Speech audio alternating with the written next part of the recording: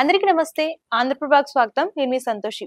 ప్రస్తుతం మనతో ప్రముఖ ప్రొడ్యూసర్ అలాగే సినిమా విశ్లేషకులైనటువంటి చిట్టిబాబు గారు ఉన్నారు. నమస్తే సార్. నమస్తే sir. Manchu Vishnu dream project గా రాబోతుంది కన్నప్ప మూవీ.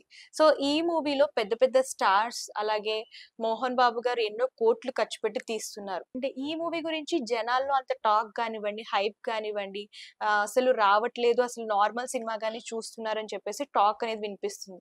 సో పిచ్చి బాగుండమ్మా తాగప్పుడు. ఇంకోటి ఫస్ట్ కరెక్షన్, మోహన్ బాబు ఎంతో ఖర్చు పెట్టి కాదు. మోహన్ బాబు ఎంతో ఖర్చు పెట్టి విష్ణు తన ఆస్తులు, తన పర్సనల్ ఆస్తులు, తన భార్య తరపు ఆస్తులు కానీ బ్యాంకుల్లో లోన్ అప్పు తీసుకుని తన ఆస్తులు తాకట్టు పెట్టి, మోహన్ బాబు ఆస్తులు కాదు, మోహన్ బాబు తనకి ఇచ్చేసి తన ఆస్తులు, మోహన్ బాబు ఆస్తులు ఏమి తాకట్టు పెట్టలేదు. తన ఆస్తులు, తన భార్య తరపు ఆస్తులు బ్యాంకులో తాకట్టు పెట్టి తీస్తున్నాడు. రిస్క్ చేస్తున్నాడు. రిస్క్ అని చెప్పే చేస్తున్నాడు.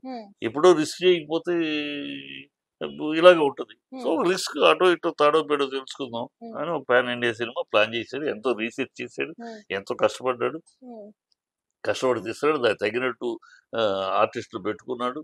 అక్షయ్ కుమార్ అవ్వచ్చు, మోహన్ లాల్ అవ్వచ్చు, స్పెషల్గా మా ప్రభాస్ అవ్వచ్చు, అందరిని పెట్టుకున్నాడు, చేస్తున్నాడు.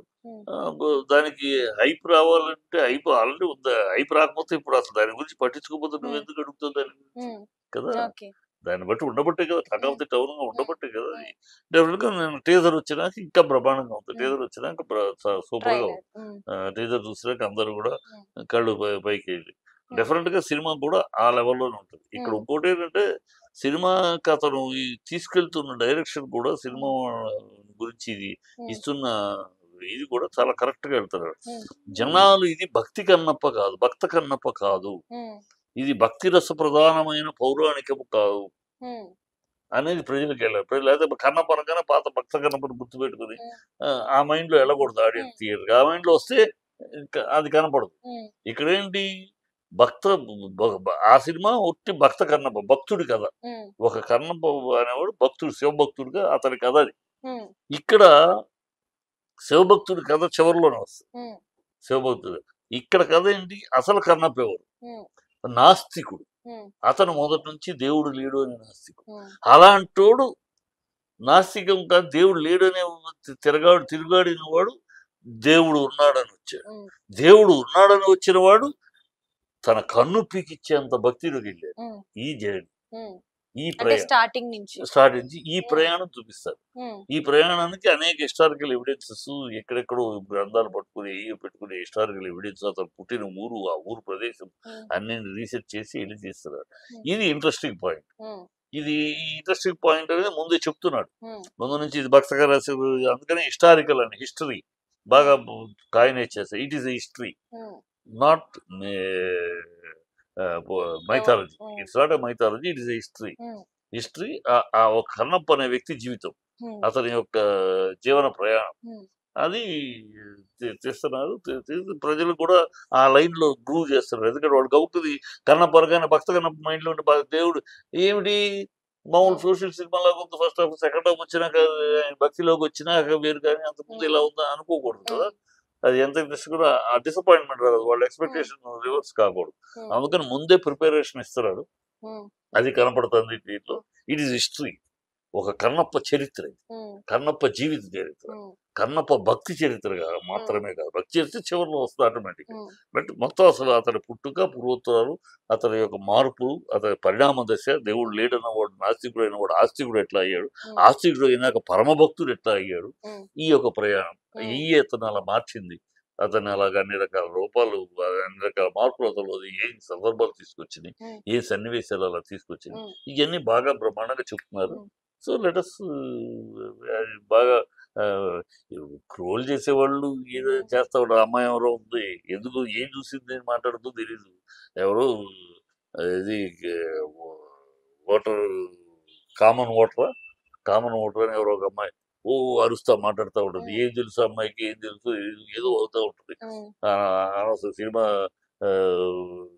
ఫ్రేమ్ చూడలేదు, ఏమిటో తెలియదు, కన్నప్పలో ఏం చెప్తున్నారో ఏం చేస్తున్నారో తెలియదు, ఏదో వాగేస్తారు. ఇలా వాగే వాళ్ళు ఉంటారు. వాళ్ళని వాళ్ళు పాపులర్ చేసుకుంటారు.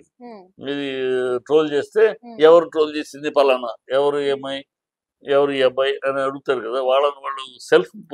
వాళ్ళని వాళ్ళు ప్రమోట్ చేసుకుంటానికి ట్రోల్ చేయటం తప్పితే ట్రోల్ చేసేవాడు ఎవడైనా చూసి ట్రోల్ చేయడు. సినిమా చూసినాక బాగాలేదని ఇష్టం, బాగాలేదని దుర్పరపడ్డాడు. చూడకుండానే ఏమి చూడకుండానే ఇక్కడ ఇండస్ట్రీలో ఇంతమంది మేధావులు తలలు పళ్ళు కొట్టుకుంటాం. ఏమి తీస్తే ఆడద్దు అని, ఏమి తీస్తే ఆడదో ఇక్కడ ఇంతమంది మేధావులకు తెలియదు. ఇది అలా కనుక ఏమి తీస్తే ఆడద్దు, ఎలా తీస్తే ఆడద్దు అని తెలిస్తే కనుక మనం సినిమాలు తీయకల్లా రిలయన్స్ లో అంబానీలు అదానీలు వచ్చి సినిమాలు తీస్తారు ఆ ఫార్ములాను కొనుక్కుని కదా. ఇక్కడ తలలు పగలగొట్టుంటే అర్థం కాదు ఆడియన్స్ కి ఏం నచ్చుద్దు, ఇది నచ్చుద్ది అని మనం తీస్తాం. ఆ రోజు ఆ సినిమా చూసి ఆ షోకి వచ్చే ఆడియన్స్ కి నచ్చలేదు అనుకో, ఫస్ట్ షోకి అయిపోయింది. తర్వాత నచ్చినా లాభం లేదు, ఫస్ట్ షోకి నచ్చకపోతుంది. ఇవాళ కలేజా ఉంది, ఇప్పుడు ఇంత బాగా ఆడింది రెండోసారి రిలీజ్ అయితే. ఫస్ట్ టైం రిలీజ్ అయితే ఆడలా, ఎందుకు ఆడలా? ఆ ఫస్ట్ టైం ఆ షోకి వచ్చిన ఆడియన్స్, ఆ రోజు వచ్చిన ఆడియన్స్ 3 వాళ్ళకి నచ్చదు, తొమ్మిది బాగాలేదు. ఇప్పుడు మరి సెకండ్ రిలీజ్ ఆడితే బ్రహ్మాండంగా దూకులేపుతాడు బాగా. అంటే అదే ఇప్పుడు ఎట్లా ఉంటుందంటే సినిమా తీసాక ఫస్ట్ షో, ఆ ఫస్ట్ డే ఫస్ట్ షో, ఆ వచ్చే ఆడియన్స్ మైండ్ సెట్ ని బట్టి ఆ మైండ్ సెట్ లో వాళ్ళు బాగుందన్నారా డగడగడగా బాగుంది, వాళ్ళు బాగాలేదు బయటకు వచ్చి బాగాలేదు అన్నారా, 2-3 షోలు కన్నా బాగాలేదు అన్నారా, అయిపోయింది కదా.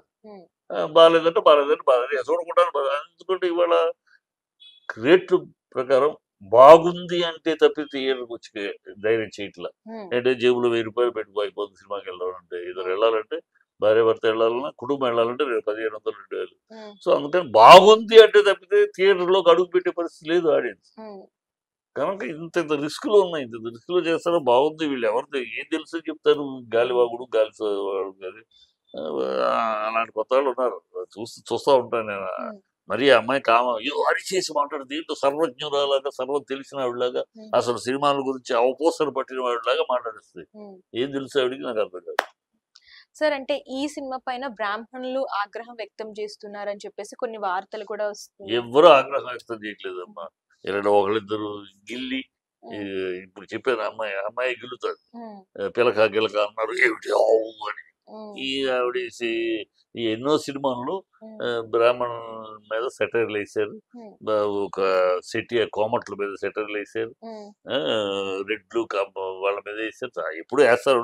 అది సరదాగా తీసుకుంటారు, సినిమా చూస్తారు. ఎవరు మరి బ్రహ్మానందము జూనియర్ ఎన్టీఆర్ కాంబినేషన్ లో ఆదర్శ ఎంత కామెడీ చేశారు, ఎవరు తప్పు పెట్టారా? ఇంకో సినిమాలో బ్రహ్మానందం మంత్రాలు చదువుతూ గుడ్డెత్తి మరీ గ్యాస్ చేస్తాడు, అది నవ్వుకున్నారు కదా. సో సినిమా అంతే కదా. సినిమాని ఎవరో ఒకళ్ళిద్దరు వీళ్ళ పని పాట లేనట్లు దాన్ని ఏదో కెలికి, వాళ్ళ సొరంగంతో ఆ కెలికి దాని మీద ఒక 4 ట్వీట్ చేస్తే మనం కెలకాలనుకున్నా కెలికాం. ఈ దుష్టబుద్ధి వాళ్ళ తప్పితే ఎవరు సినిమా చూస్తారు అంతే. దాంట్లో ఏమి గతంలో దీనికి రెడీలో కూడా ఉంది, ఆ టైంలో కూడా వచ్చారు. తర్వాత ఇప్పుడు ఒక కులాన్ని కించపరచాలనేది ఎవరు చేయరు. Cinema field cinema field society యొక్క రిఫ్లెక్షన్. బ్రాహ్మణుల్ని సొసైటీలో బాపనుడు అంటారు, అవునా కదా, బాపనుడు అంటారు. అదే మాట నేను పెట్టాను అనుకో, కించపరచడం ఎట్లా అవుద్దమ్మా కదా, కించపరచడం ఎట్లా అవుద్ది? సమాజంలో మాట్లాడే మాటలు పెడతారు, అది వాళ్ళు సరదాగా తీసుకుంటారు. ఎవరో ఒకళ్ళిద్దరు అర్భకులు కెలకడం తప్పితే నోబడి అదేవి అంత అసభ్యంగా పిలక గిలక అనేది గిలక వేరు, ఇతనికి పిలక ఉంది, అతనికి దీనికి బావి గిలక ఉంది, 2 వాస్తవాలే కదా. పిలక గిలక అంటే భూత ఏమన్నా, గిలక అంటే భూతం కాదు కదా. నువ్వు భూతార్థం తీసుకుంటే నీ కర్మ కదా. అది పని పాట లేనట్టు చేసేదమ్మా, దానికి బ్రాహ్మణ ఆమోదం ఏం లేదు. గెలుపుతారు, ఇంకా కాకపోతే ఫ్యూచర్ లో కూడా గెలుపుతారు. వీళ్ళకి పని పాట లేదు కదా, ఉంటారు కదా సోషల్ మీడియాలో అతివాదులు, వీళ్ళకి అదే పని. అది చేయటం, దానివల్ల వ్యూవర్షిప్ రావటం, దాని మీద వచ్చేస్తుంది డబ్బు, ఆ ఎంగిల్ మెతుకులకి ఆరాటపడటం, ఈ కుటుంబ ప్రణాయత్వం. ఏదో కెలకటం కెలిగిన దాని మీద వచ్చే 4 డబ్బులు ఆ ఎంగిలి మెతుకుల కోసం ఆశపడి కక్కుర్తి పడి చేసే ఈ చిల్లరగాళ్ళు చేసేవాళ్ళు పనులు అంతే. Thank you.